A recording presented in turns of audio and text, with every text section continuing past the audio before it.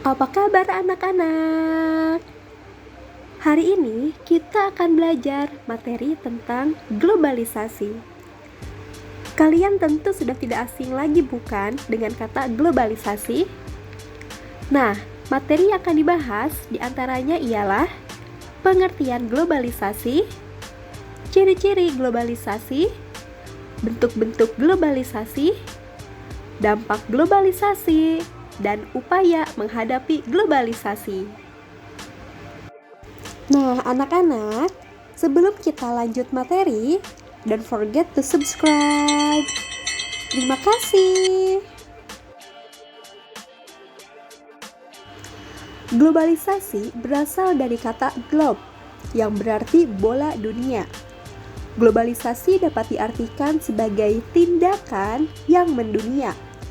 Artinya, dunia yang begitu luas kini seperti kertas yang dilipat atau dibuat seolah-olah menjadi kecil. Dunia yang luas dan dihuni berbagai macam suku bangsa seolah-olah hanya dimiliki oleh satu bangsa, yaitu bangsa dunia atau warga dunia.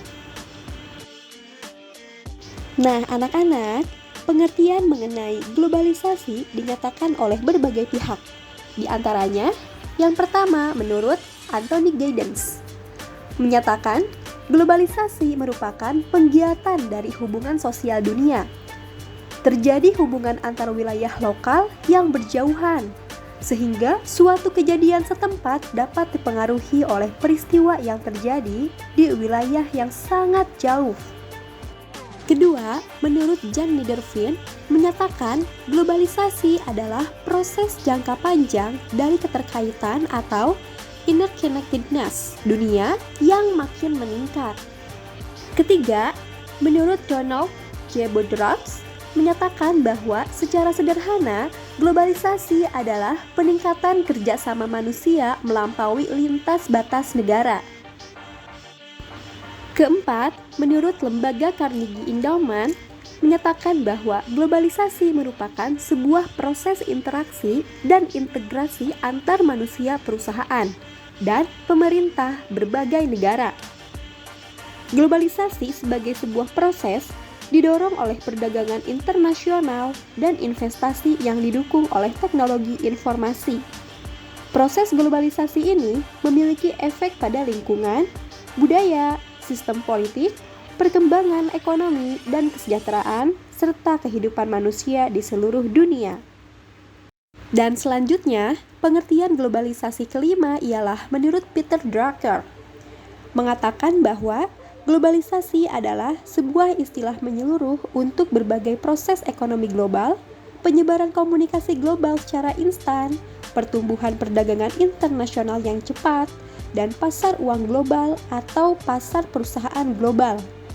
Globalisasi adalah sebuah istilah yang memiliki hubungan dengan peningkatan keterkaitan antar bangsa dan antar manusia di seluruh dunia melalui perdagangan, investasi, perjalanan, budaya populer, dan bentuk-bentuk interaksi yang lain.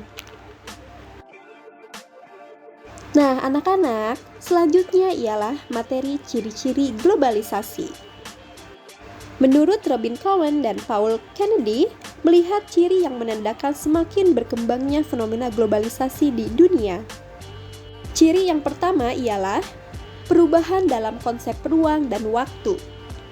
Perkembangan barang-barang seperti telepon genggam, televisi satelit, dan internet menunjukkan bahwa komunikasi global terjadi demikian cepat. Selain itu, mobilitas manusia di seluruh dunia memungkinkan kita merasakan berbagai kebudayaan yang berbeda. Ciri yang kedua ialah adanya ketergantungan ekonomi.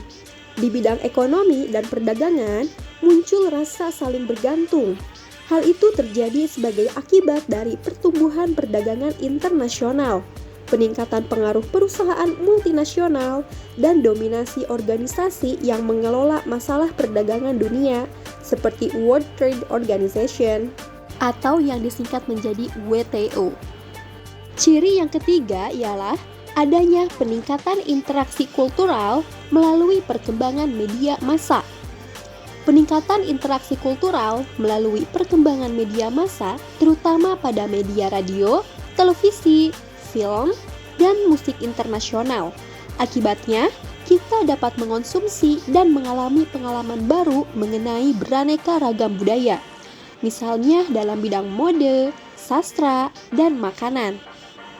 Dan selanjutnya, ciri globalisasi keempat ialah meningkatnya masalah bersama.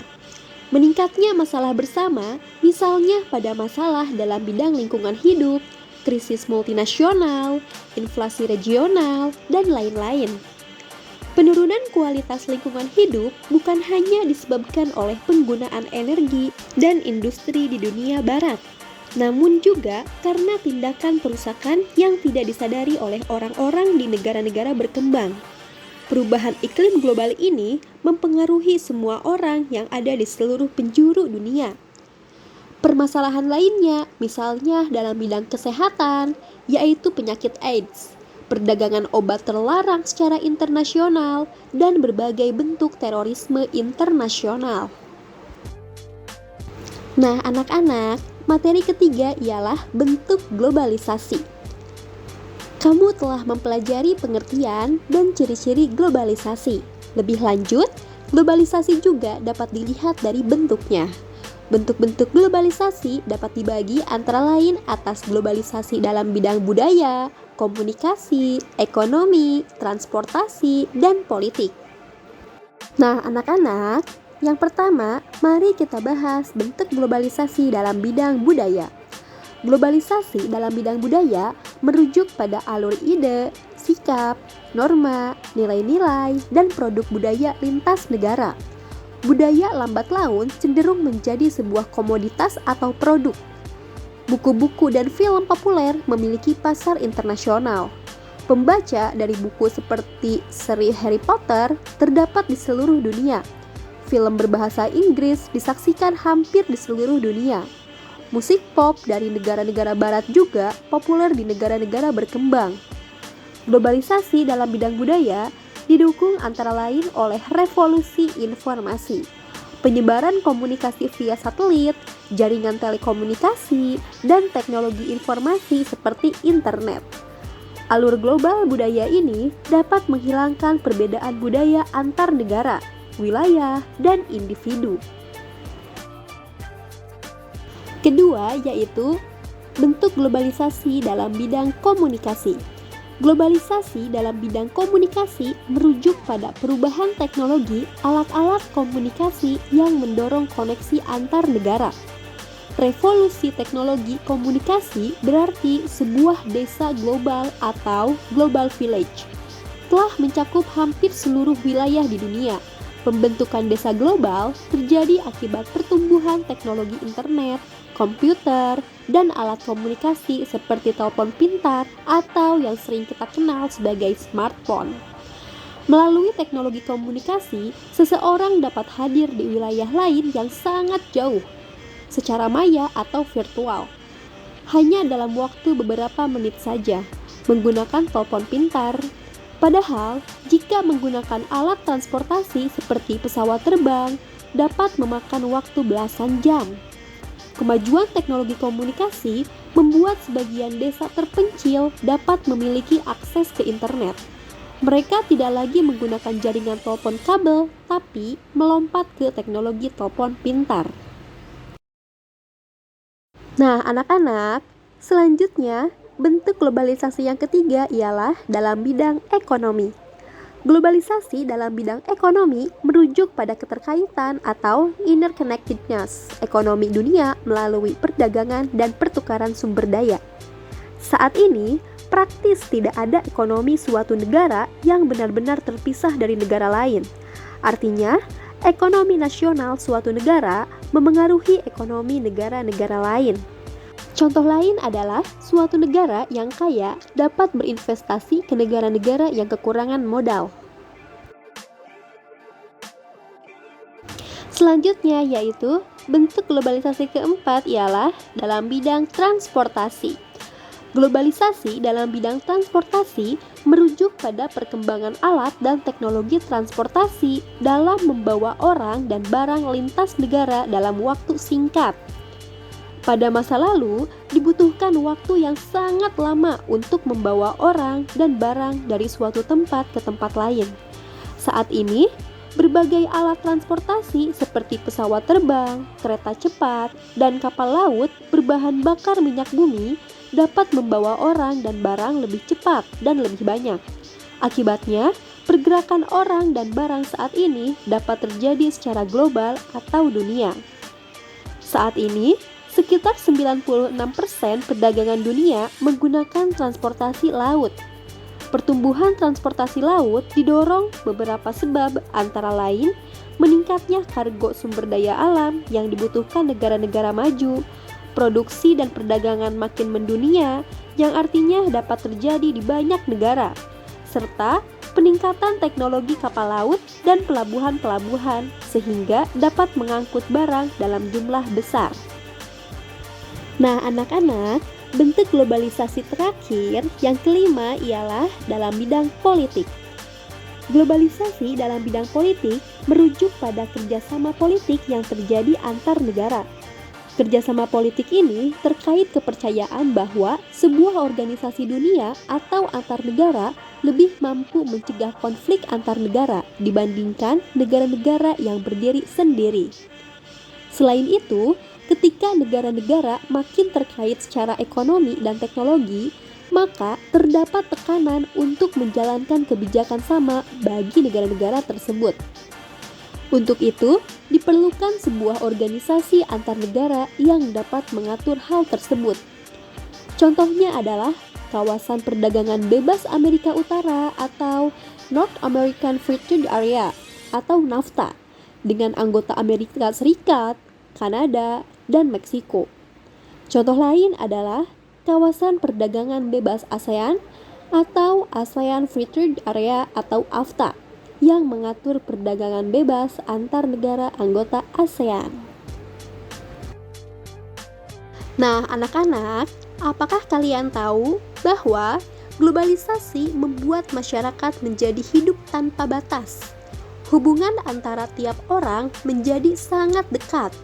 Hal tersebut tentu memberikan dampak tertentu pada masyarakat. Berikut ini beberapa dampak yang timbul di masyarakat karena adanya globalisasi, yaitu dampak globalisasi dalam bidang ekonomi, dalam bidang kebudayaan, dalam bidang teknologi, dan dalam bidang politik. Nah, anak-anak, mari kita bahas dampak globalisasi yang pertama, yaitu dalam bidang ekonomi. Adanya globalisasi di bidang perekonomian membuat kegiatan ekonomi dan perdagangan di seluruh dunia menjadi satu kekuatan pasar yang semakin terintegrasi tanpa rintangan batas teritorial negara. Dengan adanya globalisasi perekonomian, tiap negara dunia juga harus menghapus seluruh hal yang membatasi arus modal, barang, dan jasa dalam perdagangan antar negara. Kedua yaitu dampak globalisasi dalam bidang kebudayaan.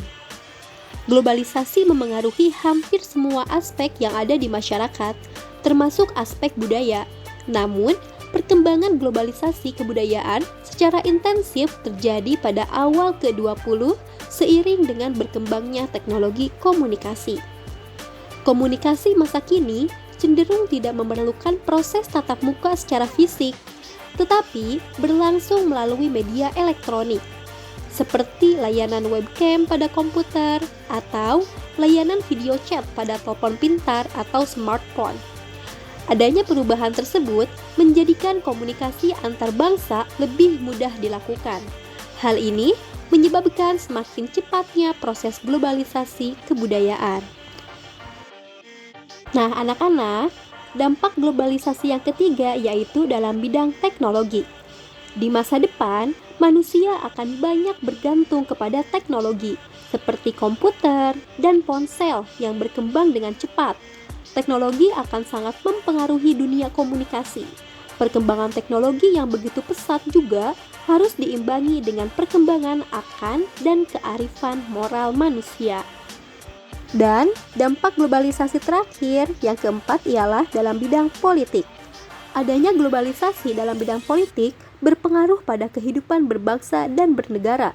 Adanya paham-paham yang berasal dari luar negeri, seperti paham demokrasi, membuat masyarakat Indonesia menjadi sadar pentingnya peran rakyat dalam pemerintahan. Adanya paham demokrasi juga membuat masyarakat dengan bebas mengeluarkan pendapat dan mengawasi kinerja pemerintah. Namun, seiring dengan itu, globalisasi juga bisa mengancam kedaulatan suatu negara karena batas-batas teritorial atau wilayah menjadi kabur. Orang dengan mudah masuk atau mengakses informasi tentang suatu negara. Selain itu, masuknya berbagai paham dan kebudayaan asing membuat nilai-nilai budaya lokal mulai luntur. Nah, anak-anak, saat ini kalian telah mempelajari pengertian, bentuk, dan dampak dari globalisasi. Sebagai sebuah bangsa, tentu kita tidak dapat tinggal diam menghadapi globalisasi. Tantangan globalisasi harus dapat kita hadapi. Di sisi lain, kita akan membahas upaya menghadapi globalisasi berkaitan dengan bidang budaya, komunikasi, ekonomi, transportasi, dan politik. Upaya menghadapi globalisasi budaya. Menghadapi globalisasi dalam bidang budaya, hal-hal yang dapat dilakukan masyarakat antara lain ialah 1. Mampu memilih dan menyaring budaya-budaya dari luar Indonesia. 2. Mendorong dan mengangkat budaya lokal agar tidak tergilas oleh budaya global. 3. Mempromosikan budaya Indonesia ke dunia internasional. 4. Menghargai dan mencintai budaya lokal. Selanjutnya, upaya menghadapi globalisasi komunikasi. Menghadapi globalisasi dalam bidang komunikasi, hal-hal yang dapat dilakukan masyarakat antara lain ialah 1. Mempelajari dan melakukan etika dalam berkomunikasi. Salah satu caranya adalah tidak menyebarluaskan berita-berita yang tidak dapat dipercaya. 2. Menggunakan teknologi komunikasi untuk hal-hal yang berguna bagi masyarakat, bangsa, dan negara. 3. Meningkatkan kemampuan dalam menguasai teknologi komunikasi. 4. Mendorong produksi teknologi komunikasi dalam negeri. Selanjutnya, upaya menghadapi globalisasi ekonomi. Menghadapi globalisasi dalam bidang ekonomi, hal-hal yang dapat dilakukan masyarakat antara lain ialah 1. Meningkatkan kualitas sumber daya manusia, antara lain melalui pendidikan dan pelatihan. 2. Meningkatkan sumber pembiayaan yang berasal dari dalam negeri sehingga dapat mengurangi ketergantungan pembiayaan dari luar negeri. 3. Masyarakat Indonesia senantiasa membeli dan menggunakan produk-produk dalam negeri. 4. Menghasilkan produk-produk yang baik dan memiliki daya saing yang tinggi. Kemudian, upaya menghadapi globalisasi transportasi. Menghadapi globalisasi dalam bidang transportasi, hal-hal yang dapat dilakukan masyarakat lain ialah 1. Memilih alat transportasi yang tepat sesuai jarak dan waktu yang dibutuhkan. 2. Mempertahankan alat transportasi lokal. 3. Meningkatkan teknologi transportasi agar tidak mencemari lingkungan. Dan yang terakhir yaitu upaya menghadapi globalisasi politik. Menghadapi globalisasi dalam bidang politik, hal-hal yang dapat dilakukan masyarakat antara lain ialah mendorong pemerintah agar mengikuti kerjasama ekonomi regional atau dunia yang menguntungkan Indonesia, serta mendorong pemerintah agar meningkatkan daya tawar dalam perjanjian ekonomi regional atau dunia.